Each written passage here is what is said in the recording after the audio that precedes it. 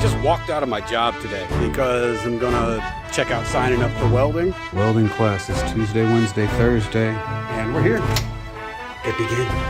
Just apply yourself and go past this test. Tonight's reading, how welders get their power.